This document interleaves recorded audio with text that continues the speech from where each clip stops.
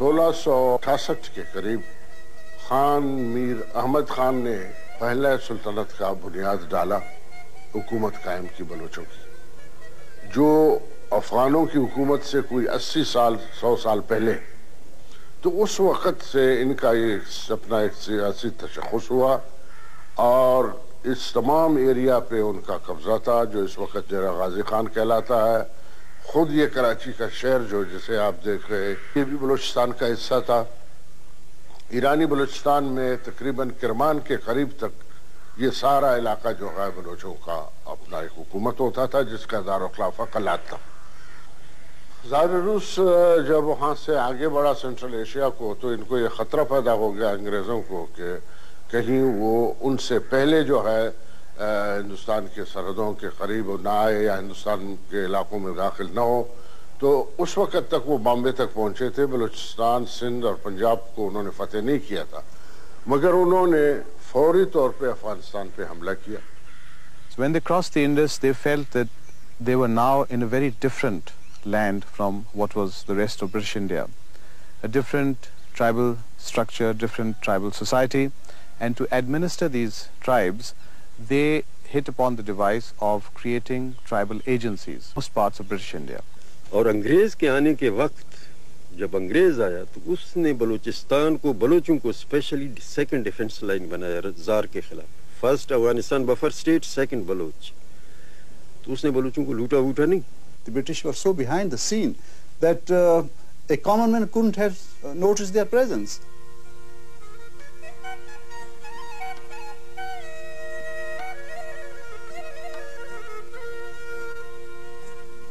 انگریزوں کے معاہدے کے تحت جب پاکستان بنا, کلات کو آزادی ملی.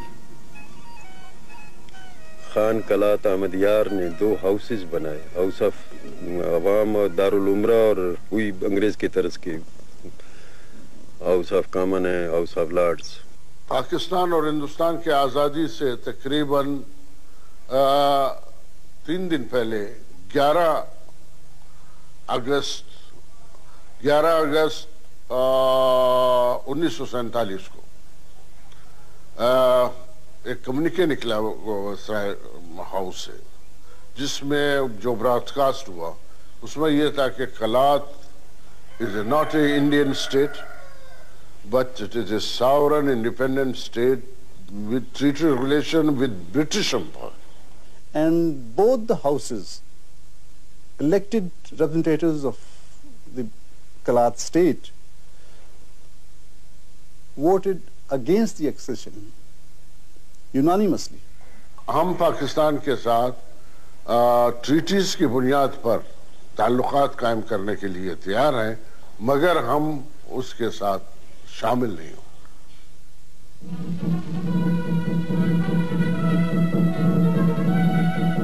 Baluchistan, the great province, gave a loyal welcome to Mr. Jinnah, the Governor-General, on his recent 4-day tour.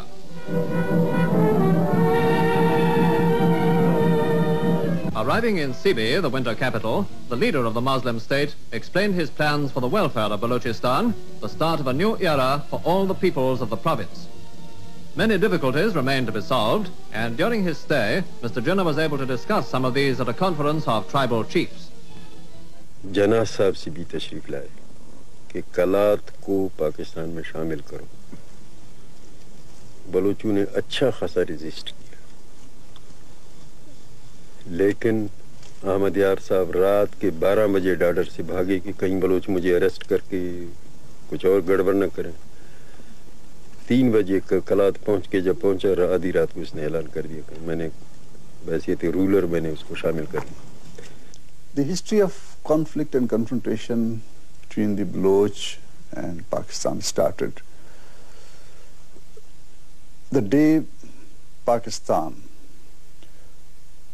used force to annex Kalat against the wishes of the people of that area with Pakistan. The annexation of Kalat came with the military operation. Sikandar Mirza نے سازش کی اور जिन्होंने इस खानकलात को ये बुलाकर कहा कि अगर आप अपने इलाके में ये डिमांड करा दें रियासत की वापसी का तो हम आपकी रियासत वापस करेंगे। और इसी तरह से दूसरी बहुत सी साजिशें इन्होंने की। हुआ ये कि खानकलात ने लोगों से अपनी रियासत के वापसी का कलात का डिमांड शुरू किया और सिकंदर मिर्जा ने ये ऐलान किया कि भाई कलात ने बगावत किया है पाकिस्तान के खिलाफ और उसने यहाँ मार्शल लॉ लगा दिया। पाकिस्तान में मार्शल लॉ लगा दिया उसने और उसने और अयूब खान ने उस पर मुल्क पर कब्जा किया। यहाँ खासकर कोयटे में कुली कैंप नाम से एक फौजियों की कैंप बनाई गई जिसमें बलूच लोगों को ले जाया गया, अजियतें दी गई, बलूच औरतों को बच्चों को अजियतें दी गई। उसके नतीजे में नौरोज खान के सरदार नौरोज खान की सरकर्दगी में बलूचों ने वहाँ बगावत की और वो लड़ाई शुरू हुई पाकिस्तान आर्मी के और बलूचों के दरमियान। वो काफ़ी अरसे तक ये लड़ाई जारी रही।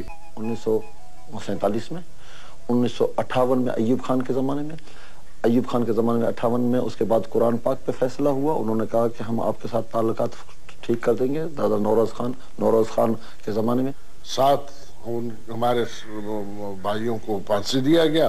नौरोज खान के लड़का भी उसमें शामिल था और 6 और नौजवान थे, उनको फांसी दिया गया और नौरोज खान खुद जेल में फौत हुए। और उसके बाद फिर 1962 में शेर मोहम्मद मरी वगैरह ने गोरिल्ला मूवमेंट की। 1962 के बाद फिर इलेक्शन तक ये किसी न किसी अपने सूरत में ये जंग रही।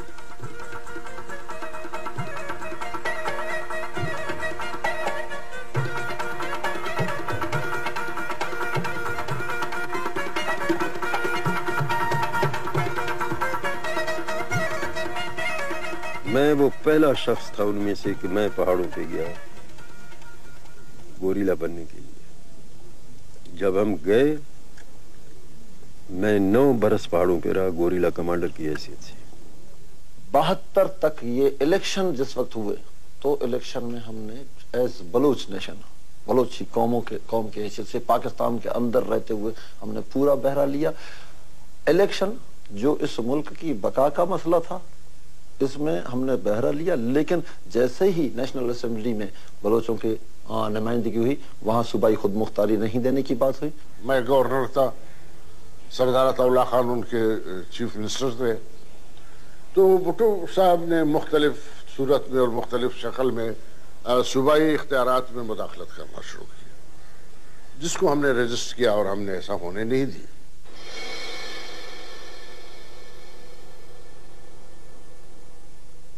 आखिर में ये हुआ कि भुट्टो साहब ने मुझे गवर्नर से निकाला और मेरे साथ अरबाब सिकंदर को सूबा सरहद के, चूंकि वहां भी हमारी हुकूमत थी, और बलूचिस्तान के गवर्नमेंट को डिसमिस किया और सूबा सरहद में जो है वो उसने रिजाइन कर दिया। इसके बाद ये हुआ कि बलूचिस्तान में और लोगों ने इसके खिलाफ एहतजाज किया। जब उन्होंने फौज इस्तेमाल किया तो बगावत हो गई, लोगों ने बंदूकें उठाई। तो कोई 4.5 साल तक हम लोग जेलों में रहे और पहाड़ों पे लड़ाई होती हुई रही। हमारे सैकड़ों आदमी मारे गए, हजारों आदमी बेघर हुए और हजारों आदमी अफगानिस्तान चले गए, जो आज तक अफगानिस्तान में है। भुट्टो साहब के दौर में आपको हैरानगी होगी कि हमारे बच्चियों को मंडियों में फरोख्त किया गया। मैंने कई बार प्रेस में दिया, मैंने कहा अगर नहीं मानती है सरकार आए, मैंने कीमत दे के उनकी बच्चियों को वापस खरीद के वालिदैन के हवाले किया, मैं उनको ला के पेश करता हूँ। हमारी बच्चियां भी की हैं, माल मवेशी नहीं, बहू बेटियों की भी हुर्मतियां सिर्फ नहीं, हमारे जवानों को शहीद नहीं किया, बच्चियां मंडियों में भी की हैं हमारी। ये मुसलमान है, मुसलमानों के मुल्क में हम रहते हैं, हम इस मुल्क के शहरी हैं। The first conflict took place in 48. The second conflict took place in 58. The third conflict took place in 63. And the fourth conflict took place in 73.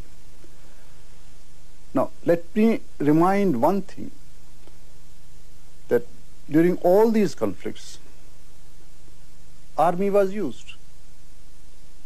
And there was killing from both the sides.